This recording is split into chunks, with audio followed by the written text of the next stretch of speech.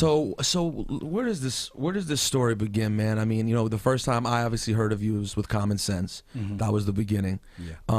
Take us before that though. Where does the No ID hip hop story begin? Wow. Well, actually, me and Common were in a rap group when we were in high school. We were like lifelong friends, probably since 9, 10 years old, playing basketball, which led to Chicago. Chicago. Of course. And I guess I can start it by saying Chicago has been Chicago the whole time. Never changed. Plus a couple guns. Now, yeah. Right. Well, depending on the season. So we always had to find something to do. So, outlets, different outlets. Yeah, just to stay out of that. So it was basketball. Then we started breakdancing, and then we discovered this thing called hip hop. What was the decision not to get involved in some of the other things? Good question, Quarterman. Hey, this is what we do. What do you mean? What is this? So some of the other things that's going on in Chicago. What made you at that age decide, you know what, I'm gonna try something a little different. I don't want to do this.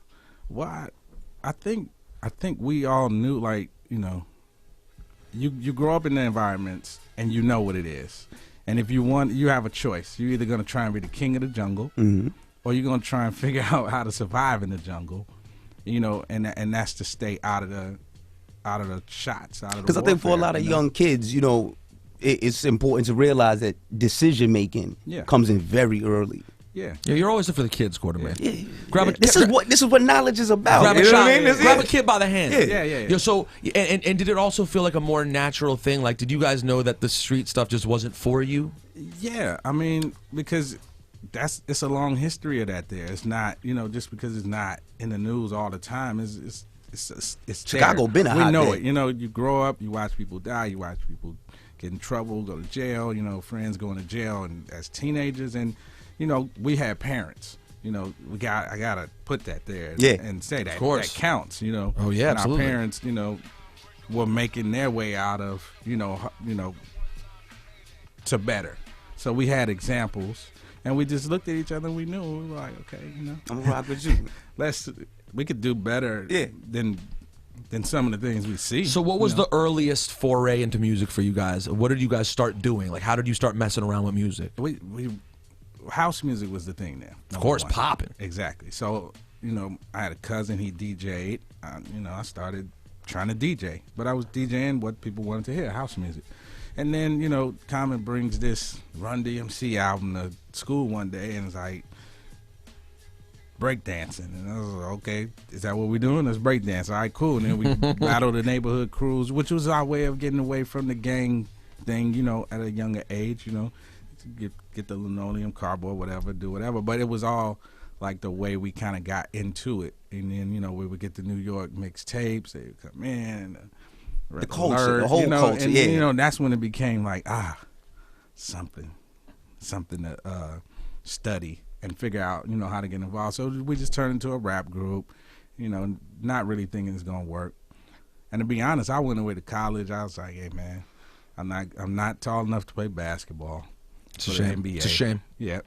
The rap thing didn't seem like a career. There was no industry there in Chicago. Didn't have a way to even talk to somebody that was doing music. Right. But it was a couple DJs on the college stations that would, keep us in line with it. But when I got back from college, Common was still doing it. I was like, okay. Where'd you go to school? Southern Illinois, party school. Would you say that Common was still doing it, if you will? Sorry guys, I just have my music here, so I get very excited. It's all sitting here. That wasn't bad timing. That was good. That was good. It's way far ahead though. We're not nearly there yet. No. All right, so he's still with it. He's still doing it. What's he going by right now? Is he Common Sense yet? No. He just Lonnie? Like, what is I this? think he's the Black Poet Caden. That sounds like such an early Common name. Yeah, it's amazing. And he's rapping with this tone low, deep voice, and I'm like, all right. Tone low, deep voice. Yeah. This is before he started doing the scratchy high voice. Yeah, that came later. Wow, we're predating that. Okay. Yeah. Crazy. So I'm seeing him, and we were down with a crew, and we were kind of like, okay. I was like, all right, I'll be the third guy in the crew, the fourth guy in the crew. But nobody would do me beats, so I just started doing beats for myself. 'Cause I knew a little something from DJing, and I had a couple people that taught me, you know, pretty good. What machine you were using? SP1200. But Out the gate. Yeah, Out the gate. That's all I had. Yeah. A couple crates in that, and a speaker and a little amp, you know. And you know, it was innocent. I didn't think. We went to a couple seminars out here, new music seminars. And this all ties into why I do what I do now. Because these outlets is what gave us hope. And, you know, we came and we saw the culture and the music and the parties and the DJing and the rapping and all of this. And it was like, okay, it's possible. It's happening. There are people possible, doing this. Yeah, it's possible to at least keep pursuing. And eventually, this guy, Peter Kane from Relativity, found the demo, and I think who was it? By the Source, way, and but was it you, Common? Why not? Who else was the other people? Why not? Yeah, Why Not? Who wasn't Why Not back then? Okay, Twilight Tone. Yeah, Whew. and a guy named Omarao Type Star. They were a group, and we were like the youngins. Okay, you know, and I can literally remember the day that one day I came in there. I was like, I know I got some joints, so I'm gonna play my beats today, just show everybody. And I didn't realize Common was coming in with his raps, like, yo, I got raps today. And I played some beats, and he rapped the raps, and we looked at each other, and it was like, okay, this is the thing. This might be a thing. Is something. And there was no prompting beforehand. No. You didn't tell him, No. hey, I'm working on something. Nah. He just said, can I get that? And I said, yeah.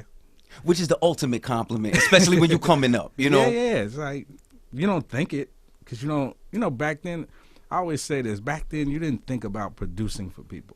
That wasn't a concept, because everybody had their producers within their thing. Yeah, that sort of only, in my opinion, that really became a thing post Pete Rock. Like post Pete Rock premiere, like people going out and doing like, I call it post Illmatic.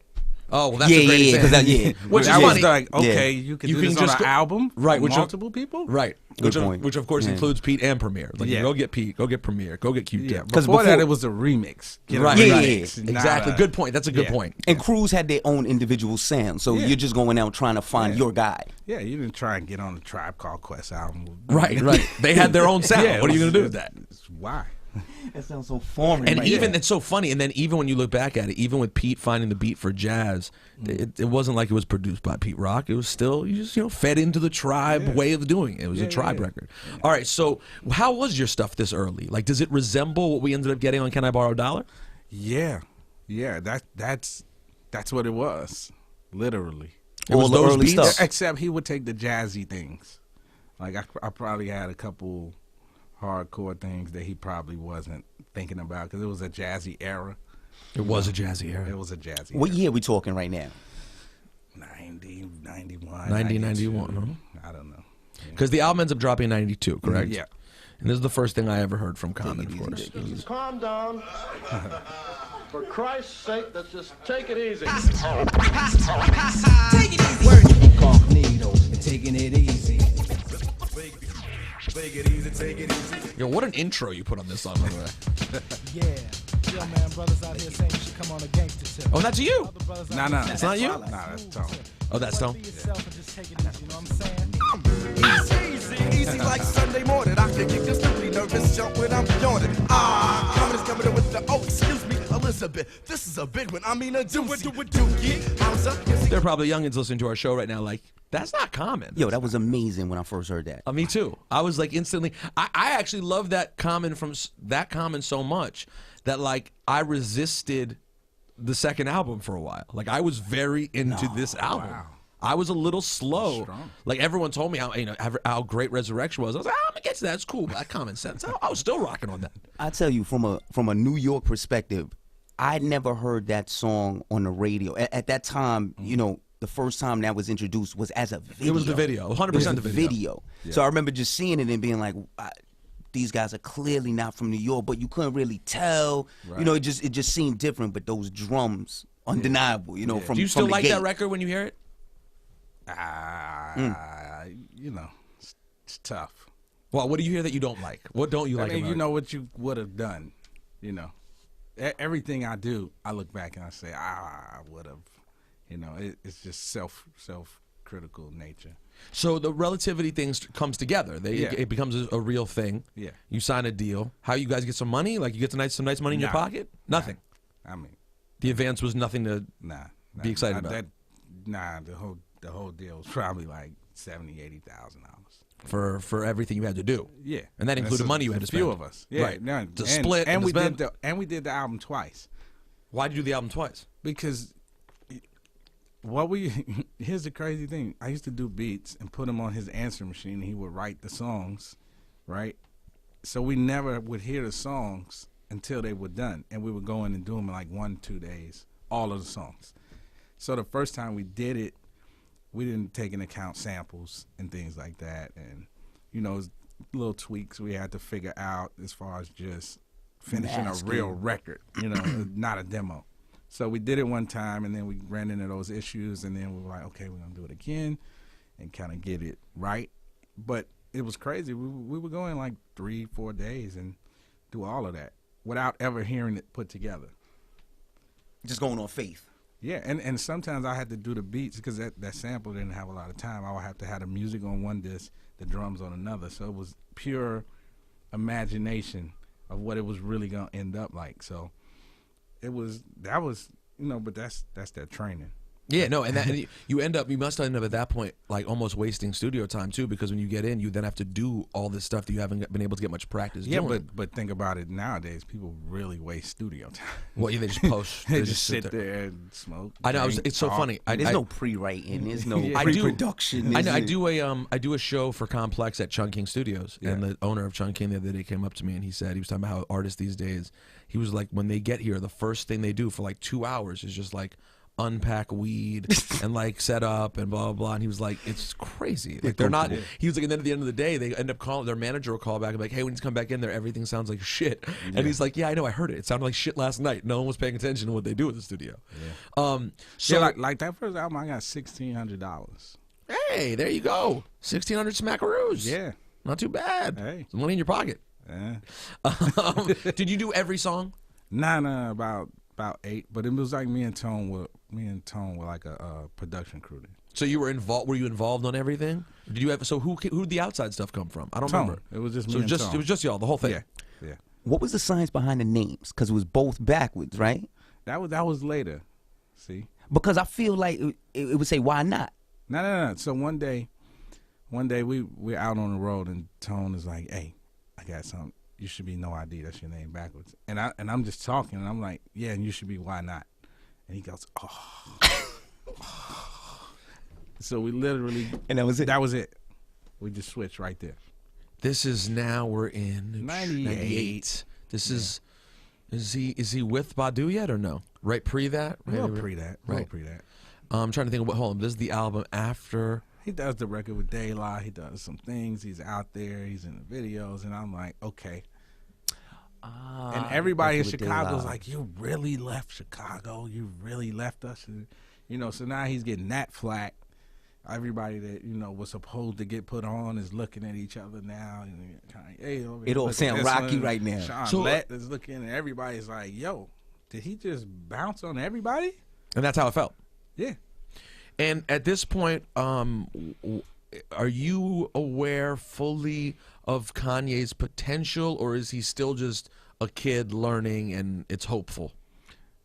Well, I know his potential, but I'm still looking at what's going on. Right. You're not thinking about who's next. I'm not thinking about that he has the personality and ability to change what's going on. Right. I'm looking at what he's wearing, how he acts, how he talks. And it's not necessarily fitting in right now. I don't know that nobody will accept what you're doing. Well, sometimes you have to accept yourself and be your own. You know what I'm saying? Did I get it right? I heard that somewhere. Is that what the title? Is that what it is? Don't matter. Same. Don't worry about it. Look it up. Yeah. So what do you guys do then with the common relationships at this point severed? Well, at this time it's weird. So that happens. I kind of just go into a little cave. Like I'm just like, I don't know what I'm gonna do. And he got this Kanye kid like, yo man, what's going on? And we taking to some record deal meetings, and he goes in there and acts crazy. And that was the first time I see him act crazy. God. So like I'm management now with the guy Peter King who signed as a Relativity. We go see Donnie Einer. We go see all these people, and he does some crazy stuff. Like, I'm the next Michael Jackson. I'm better than Jermaine Dupri. And Like, not a He far- saw it. He why saw it. his That's father's crazy. right? No, it's Yeah. crazy now. Yeah, he it's saw crazy it. now. So I'm like, I'm not gonna manage you. I'm not gonna manage you. I'm gonna help you. Yo, listen. I don't have. It's too much I of a can't. wild card. The best right thing now. about Yeah. one day I can't. one day when we put together the Kanye story that includes all the different pieces we gotten from Kanye about it for everybody about Kanye, it's always the same thing. Yeah. Kanye was out of his gourd, but he turned out to be right. That said, there was no way for the people around him to have treated him as such because you'd be going on such a fucking Yeah. like just hunch. Yeah, You know but what I'm let saying? that be a lesson. Like everybody not gonna believe in your dream. No, but you know here's what I mean? the, but here's you stick exactly to what you want. But exactly, but Yeah. here's the problem. I still run into people like that who act like Kanye, and guess what, motherfucker? You're not Kanye. No, and you're you're not. not. You gotta become have the Kanye. talent and the determination No. and the passion. Here's and- the elements of that. I'm gonna say the personality. Nobody has that real personality. You could try and be act like you know and believe in yourself and outgoing, whatever. He had a specific person. He will not. If he wants that glass over there, he's gonna get the glass, no matter what. No one said. No matter the cost. Right. No matter anything. Right. The personality. Then you had me, who was a purist at this. Right. Giving him the information. Right. Then you had him going under D-Dot, who was giving him the puff code, the dancey. Now he's dancing around, and we like, what are you doing, man? You can't do that. Then he goes, and along that way, I met hip hop around Resurrection time. And hip hop was like, yeah, man, I'm a fan, working with this guy Jay-Z, working on the second album. I'm like, yeah, I know him. I go out there, we become friends. So when all this happens, I'm like, yo, I'm not gonna do this, man. Hop hit me like, yo, I like that kid. I'm like, take him. I can't do this. I just Take can't him. do this. You know, It's you. There's other people and stuff in between there, but you know, around this Who time, wa- I'm just like, Who yo, was his take other him. early manager from John Monopoly. John Monopoly, of course. Yes. Free Maiden, a whole lot of different things, right? But I'm still the You're the guy closest. that I'm not, because I've known him the Yeah, longest yeah. and helped him the longest. So I'm like, you like them, hop. That's how you could get to Jay-Z, because he always wanted to get to people he felt like was the best. So now you got the me, the Puff, the Jay-Z. That's codes right there, right? And I'm still like, yeah, but you got the pink polo. I don't know, you know, but he put it all together, and for the record, against everybody's, like nobody really thought. Like even, you know, That's great, even man. quietly, even Yeah. the people that were signing, like, yeah, it's gonna be a compilation. You know, Right. He thinks he's doing an album, but we got another plan. So you know, nobody supported that. Not the labels, not the people around him. We all just felt like the kid is good. He's very ambitious, and we don't know, but he's good. Got to help him, and he's not gonna accept no help. He would sit outside my house, knock on the door, knock on the windows of the house. I know you're in there. Come on, help me. He's like, you can't Can't say no. get away with it. You can't get away from it because it's so persistent. You just couldn't. It's like, I mean, I'd rather just help you than to dodge you, you know. So, I mean, I think all of that led to that, you know, and I hear a lot of stories and myths out there, but people, you know, he drove that himself, and he used the tools we gave him, you know. And that's why, you know, people would say mentor. I'm kind of like, yeah, as a human, we more were just peers. Yeah. and you that I were taught. helping, Yeah. throw bouncing ideas off each other and Yeah. helping like, don't try it Yeah, this way. Maybe the you should try this mentor way. part is I'm the older guy who's trying to get his life together, that he doesn't have the father around, and I'm the guy that says, hey, man, chill out. And the guy that when the street guys come around like, yo, I'm about to kill you. Like, I'm yo, like, that's hold my on. man. That's my man. Nah, Chill. we can't do that. Nah. Now, what else is going on in your career at this point, in this moment, this 99, 2000? How you paying bills? Yeah, Man, like what's your it's day to day? Like I tough, don't. man. Did you have any major outside credits during that time? Nah, it was tough. Just And grinding. mind you, I'm bitter now because it was like when we mentioned Pun, it was people like Pun and Ghost and Biggie who had expressed interest of me working, but I was like, nah, I work with my guy. That's it. And so then I to have passed that- up all of the things that would have looked really great on the resume now. You know, I passed it up because I was like, nah, we're a team. That's how it is. It's like You didn't see gang yourself being an stars. outside producer. Nah, it wasn't a concept to me. Still. So then what happens during that period? Yo, I'm struggling. I'm hurting. I'm out here trying to figure it out. And then one day I just said, yo, I'm going to take a shot at this. I'm going to try and be a producer. So I was just sitting like, you know, it was tough. It was tough. What Like, year? Until what year are we really talking about that you were? It's like 01 now. I'm like, all right, I'm going to be I think I got it. I'm a music producer. What that means, I don't know. I got to figure that Because part up to out. that point, you're Yeah, I just produced for him. Produced for one guy, Yeah. put out your own album, Yeah. and now You know, and then now I'm watching, you know, a student produce for other people.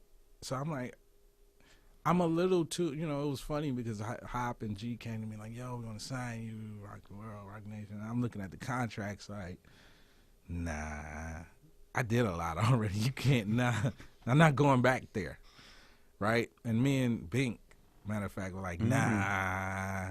But Justin, he was like, we don't care. The opportunity it outweighs the money, you know? And I was like, no. Because for me at that time, it was more of I didn't understand anything, and it just didn't feel like it was fair for what I did. I'm like, wait a minute. like, I'm not I new put to in, this. I put in years. 10 up to this point. Yeah, I made records. Like, you found me because of a record I did. I didn't knock on the door and say, was that a mistake? Put me on. Are you happy with the decision you made? no, at no, that no. point? I'm happy because it made me grow.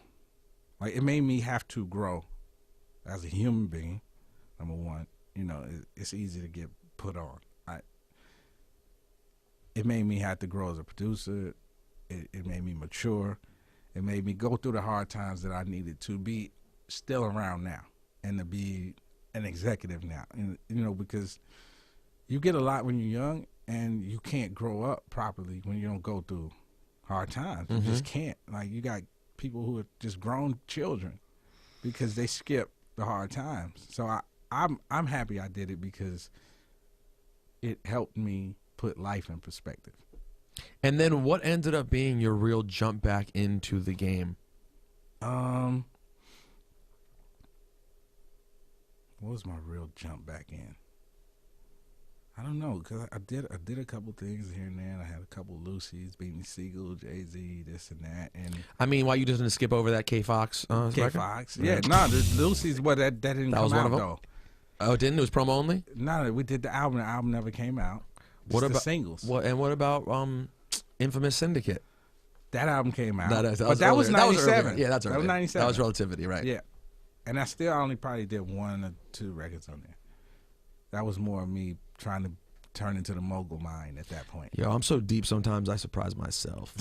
I don't Where are even you know how to living at remember this that. time? Where I live, Where are you living at this time during this transitional? I'm in Chicago. Still in Chicago. Yeah. So, So you know what? Here's the real turning point. I sit at home. I'm getting these Lucy's off. That's what I call them, like a record here, a record And what there. do you remember any of them? Which ones they were? I did something for Tony Braxton. I did something for Jaheim. I did something for. I'm experimenting. I'm doing R&B now. Right, okay. I'm like, yeah, I'm gonna be a real producer. Just a producer, right? taking it other. I'm not a hip hop guy. Stop it, guys. You know, that's what I'm bigger than that. I'm proving all of that, right? And I remember is literally I was sitting at home one day and I was like, yo, because along the path of the Kanye, one of the first places his first placement, we went down to see Jermaine and he got a record on Jermaine's album with Nas on it, right? So, you know, I kind of knew Jermaine socially, and I was sitting at home like, why is he killing me financially? Destruction. Why is he killing me? I think I'm pretty good. There's something I don't know. I think I need to humble myself, and this again is how I kept going and growing, and this is why I was like, you know what, I'm going to humble myself. I'm going to go work with him, and I'm going to work under him. Not because I felt like he was technically better than me. Clearly, he has. No, I just said he knows something. Yeah, there's I don't something. know. Yeah, Right, he's popping. You had to own up. Yeah, Like I he's was doing like- his thing. I got to learn somewhere, something, right? Something I don't know. At this point, I couldn't really learn anything from Kanye because he was kind of, I knew those codes, but I wasn't that human being. I couldn't go out and make records and make them work myself. You know, I was always looking for, I need another star. I got another star artist, which is tough. That's what I'm saying. Like, people got to realize it's not easy. It's tough. It's a lot of variables. So I go down to Atlanta, and that's when I kind of, and I always say the funniest story is the first #1 record I ever did was Trivia. Do you know? No, Let Me Hold You by Bow Wow. I did not know that. See, that wasn't in your queue. That was not in my queue. That was not in your queue. Wow. But I have that on here. yeah, so here's the There you go. Hold on. Okay. This was it. This was the smash. This is what got No ID back in the game. Yeah, that put me back into, oh, you might not phase out. You might can adapt. You may be an adapter. You might figure this out. Yo, this record is even soft by Bow Wow standards.